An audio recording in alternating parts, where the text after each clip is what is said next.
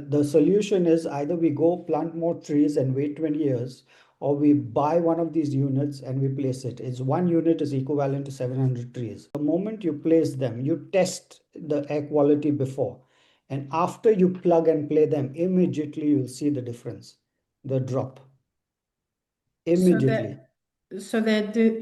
that's why I was confused, because if it's outdoor air quality, then obviously it'd be hard to measure the difference. But are these results from indoor air Yeah, quality? so I'll tell you what happens with outdoor. Now, like you rightly said, outdoor is really hard. How are you going to measure? Because you can't. It's not a contained environment, right? So in outdoor, how do we measure it? We measure it by the biomass that comes out, because the biomass that is created is actually 40 to 50% of that biomass contains CO2.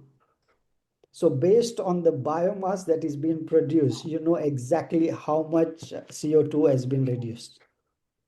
It's so simple. In simple words, I'm just explaining. I don't want to go technical. So in simple words, this is how you can predict. And this is not me saying these numbers. These are scientific calculations are done based on the biomass.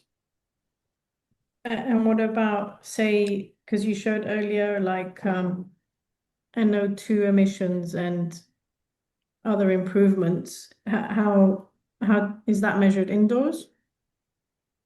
Now it's measured based on, now when we say let's talk about whether it's NO2 or the others. So we're talking about emission. It's not just the CO2. The microalgae absorbs all these emissions.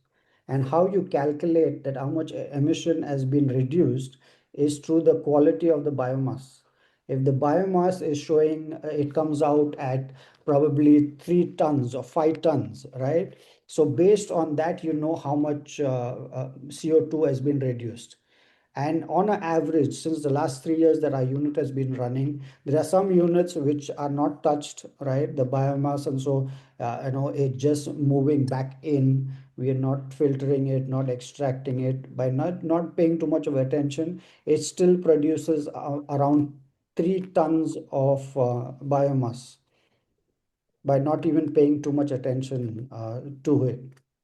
So the Right. calculation is that if the biomass is 3 tons, you just multiply it into 2, and that's the amount of CO2 that has been reduced.